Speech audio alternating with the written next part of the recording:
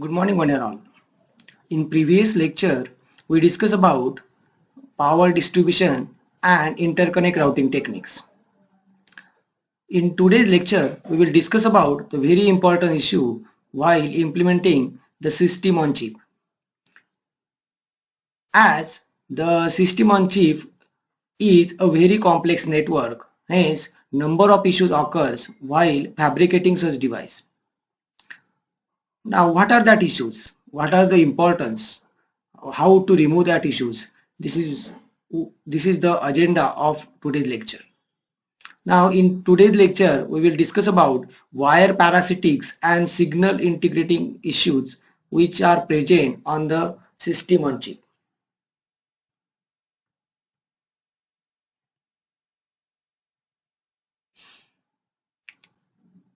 As wires and transistor, these all introduce the parasitic elements in our circuit. Every CMOS circuit is fabricated with the help of MOSFETs, means either they be the N-type or P-type MOSFETs. Generally, we are using the CMOS, means complementary metal oxide semiconductors.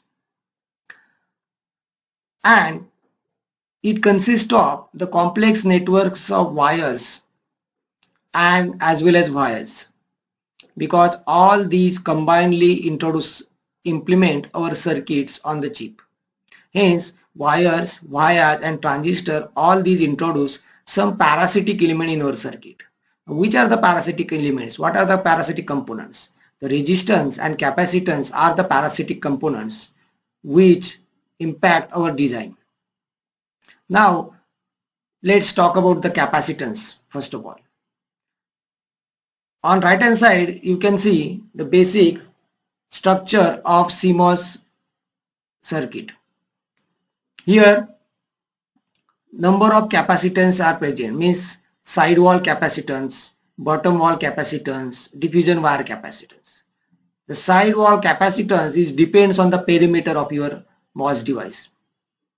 Then bottom wall capacitance, it depends on diffusion area. What is the at what depth and at what area the diffuse material is introduced in our MOS device.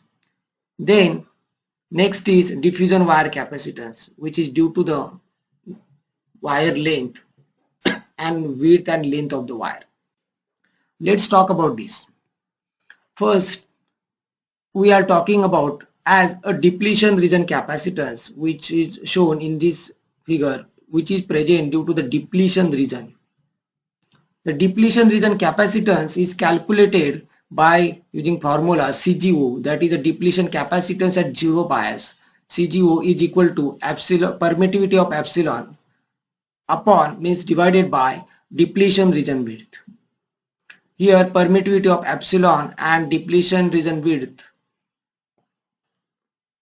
The depletion region width is calculated by using the formula under root 1 upon Na plus 1 upon Nd bracket square multiplied by permittivity of silicon into built-in voltage upon charge on the electron. Now this junction capacitance, that is the depletion region capacitance, the junction capacitance decreases as we are increasing the reverse voltage across the junction.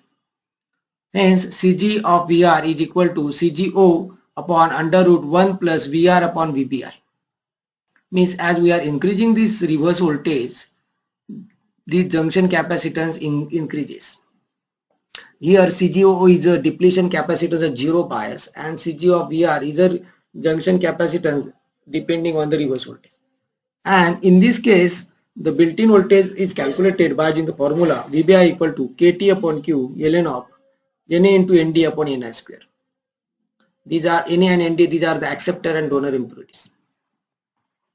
And Ni is the intrinsic values, intrinsic component values. Now, the second most important part of the wire parasitics, the capacitance which are present due to the plate and fringe capacitance, which are present in the parallel plate capacitors.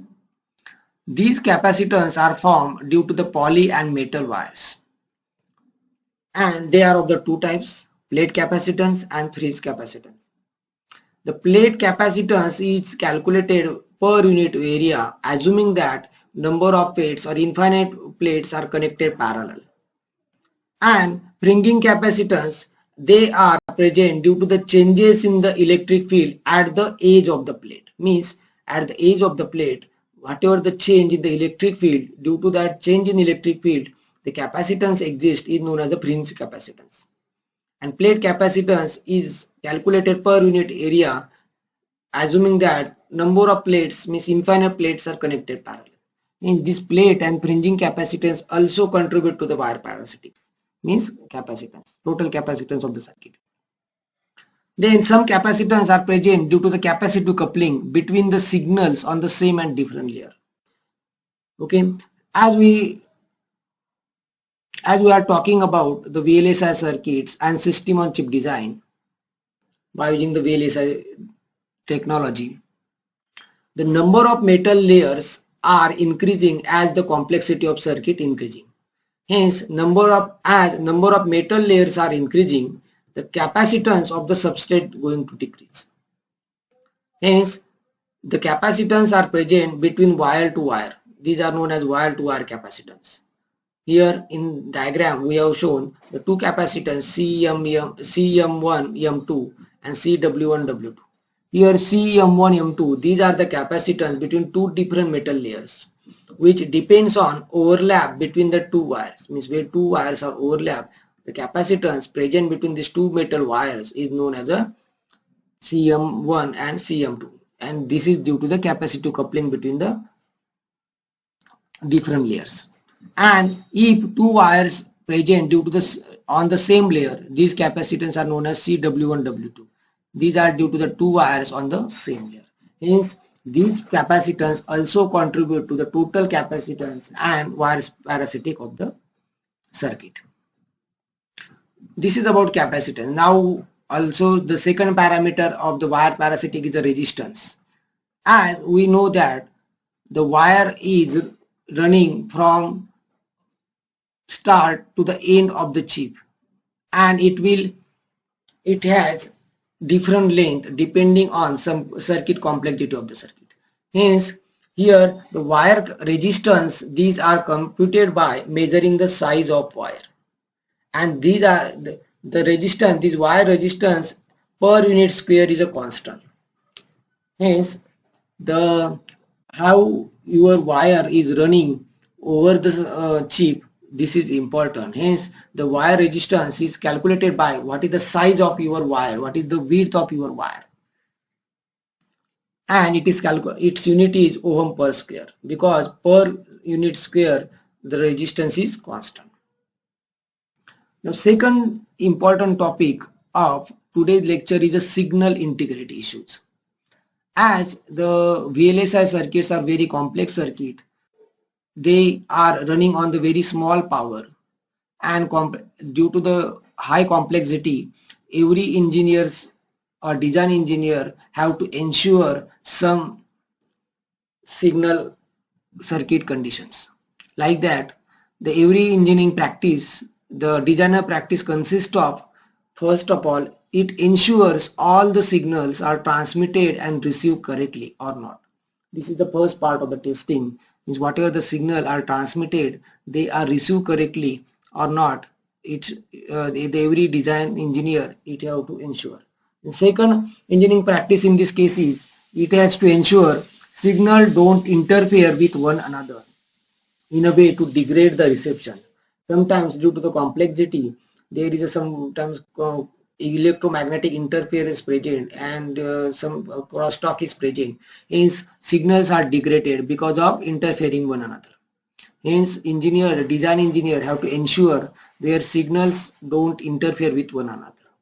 Third engineering practice is this ensure that signal don't pollute the electromagnetic spectrum. Means they didn't pollute the electromagnetic spectrum over the chip, and because of this, other signals can degrade, the reception of other signals can degrade, and sometimes glitch and other problems persist in the chip. Hence, at what point this signal integrity becomes a problem, and this is very important point.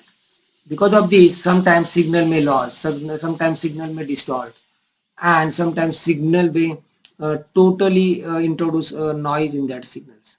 Hence, the signal integrity depends on length of the wire, thickness of the wire, width of the wire, what are the distance from surrounding traces and ground places of that chip, then what is the material used for fabricating that chip, then connections to the traces also. These all plays important role in signal integrity. Let's talk about the signal integrity issues in detail. The signal can lose its integrity when it becomes distorted or when SNR, means signal to noise ratio, begins to degrade. This is how we can identify the signal integrity present. The signal can lose its integrity, means its original behavior. It can lose its original behavior when it becomes distorted due to the other distortion, other disturbance. Or we can say that when signal to noise ratio is begins to degrade, then we can say that signal integrity is present. Means signal has lost its integrity. Then signal distortion means, what is the signal distortion? It means that the waveform of interest begin to change the shape. Means whatever the requirement, what is the expected waveform, we didn't receive that expected waveform, and the shape of that waveform is beginning to change. And at that time we can say the signal distortion present. Now at what degree this will happen before it comes to the problem, it depends on the applications. This number of applications, at what degree the signal integrity problem is present is most important. Now what are the issues? What are the signal integrity issues? First, due to the rise time and silicon nature, then transmission lines, then reflection, crosstalk, power or ground line. These are the issues which are present. Means talking about first issue, rise time and silicon size. As MOS devices are shrinking below the 1 micrometer, we are going to say that they are in the sub-micron consideration.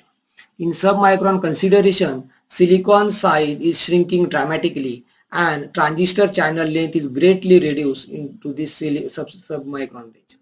Means when we are going to reduce the MOS device size less than 1 micrometer, means it is in the sub-micron range, and in sub-micron range channel length is greatly reduced. At the same time, silicon size is also going to reduce or shrink. Hence, this trend leads to today's logic family operating at much higher speed. Because of small channel length, its the operating speed of these VLSI circuits are very high. Hence, their rise and fall time are on the order of 100 of picoseconds. Hence, their rise and fall time of the circuits, they are now greatly reduced to the picoseconds.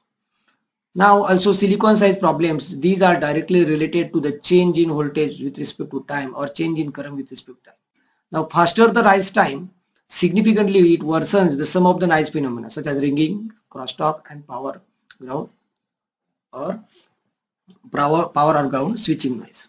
Okay, means this silicon sizing problems, these are related to how frequently the voltage is going to change, how frequently the current is going to change. The faster the rise time of voltage and current, it will significantly worsen the noise phenomena. Means the ringing type problems are present, crosstalk is present, or power or ground switching noise is present.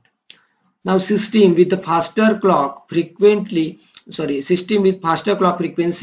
usually they have the shorter rise time. Therefore, they will be facing the more SI challenges. As we are increasing the clock frequency higher and higher, they have the shorter rise time, and because of this, the more signal integrity issues present.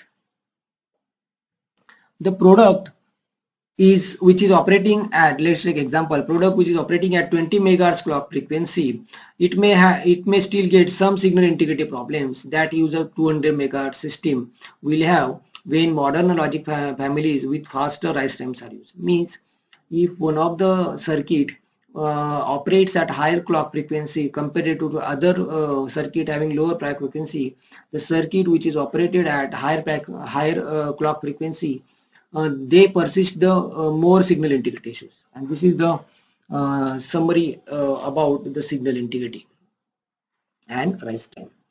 Second issue, persists is due to the transmission lines. As we know that all the transmission lines have the basic parameters such as per unit length.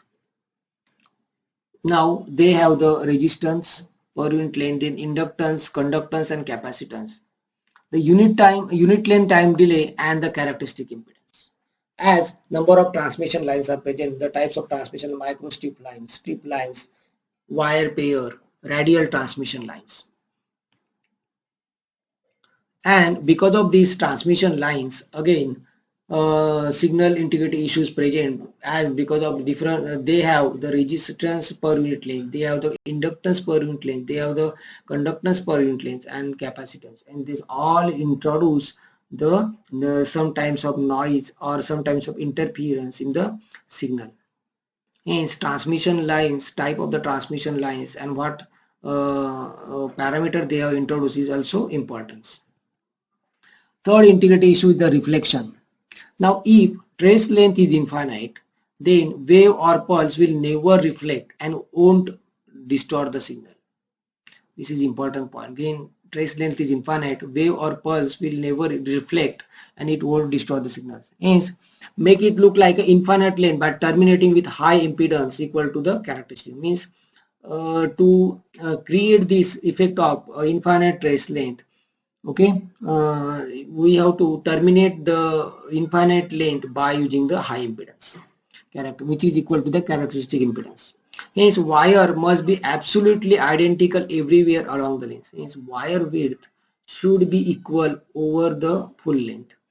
Hence reflections are not too bad problem if receiver is close enough to the sender. Reflection, when reflection persists, when the reflection is persist, when receiver is far away from the senders. But if receiver is close enough to the sender, reflection problem does not persist. Means we have to keep receiver close to the sender, hence minimize the distance between the sender and receiver. We should keep the track length short. If track length is short, then it will create minimum problems. And so reflection coefficient have the value in the range of +1 or -1. If +1 is for open end and -1 is for short end. 0 means the trace is perfectly terminated. Next, a signal integrity issue is about crosstalk. This is very important and popular issue. Now crosstalk, it is caused due to the electromagnetic coupling between the multiple transmission lines which are running parallel. On chip, if more than two parallel lines are present and they are running over the length for a longer time, then because of this electromagnetic problem, coupling is present between these two wires, and this is known as the crosstalk. Here in this case, adjacent quiet signals lines that may lead to the false logic switching. Because of this crosstalk, false logic switching takes place on the adjacent line which is running parallel with the line main wire. Crosstalk will impact the timing on the active lines if multiple lines are switching simultaneously. The impact of crosstalk is on timing on active lines. If multiple lines these are switching, if two lines these are switching simultaneously, then they have the impact on timing, means their rise time and fall time going to vary because of false logic switching. Depending on switching direction on each line, extra delay introduced. This may significantly increase or decrease the sampling window. And because of this switching, false switching, what happens? Extra delay is introduced, and this will reduce or increase the sampling window of your signal. Hence, what is the extent? What is the amount of crosstalk? The amount of crosstalk is related to two. First, signal rise time, means to the spacing between the lines, and second, how long these multiple lines run parallel. Means if two lines are running parallel over the longer length, then amount of crosstalk is increasing. Again, the signal rise time due to the spacing between the lines, means what is the signal rise time increasing or decreasing. This is introduced. We can measure the amount of crosstalk. Again, most last important point is about the via coupling. Means beside the traces, via coupling is also introduced some signal integrity issues. Now, how to reduce the crosstalk, or what are the ways, what are the remedies to overcome this crosstalk. First, place the traces in strip-line environment. Most important point, traces means your wire lengths, and these should be placed in the strip-line environment. Use the strip lines. Second, minimize the distance between the trace and plane. We have to keep the minimum distance between trace and plane. Maximize the separation between the traces, means if the two wires are running parallel, they maximize the distance between the two wires. Then add ground guarding band in between the signal lines. To reduce the effect of crosstalk, we have to add the ground guarding band to switch this extra noise which are introduced due to the parallel lines. And one can make the line space apart, means most important mean we have to make these traces apart from each other. These are some interlude power or ground, how the power and ground traces or wires, these are interlude, means they are using the equally space distance. Then these are some ground wires which are interlude by using the capacitance. It is shown by using the capacitance between these two wires.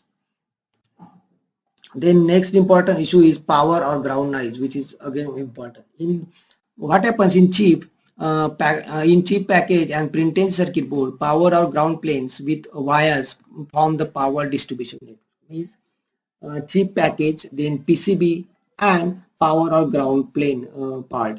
These with wires, these all combinedly form the power distribution network.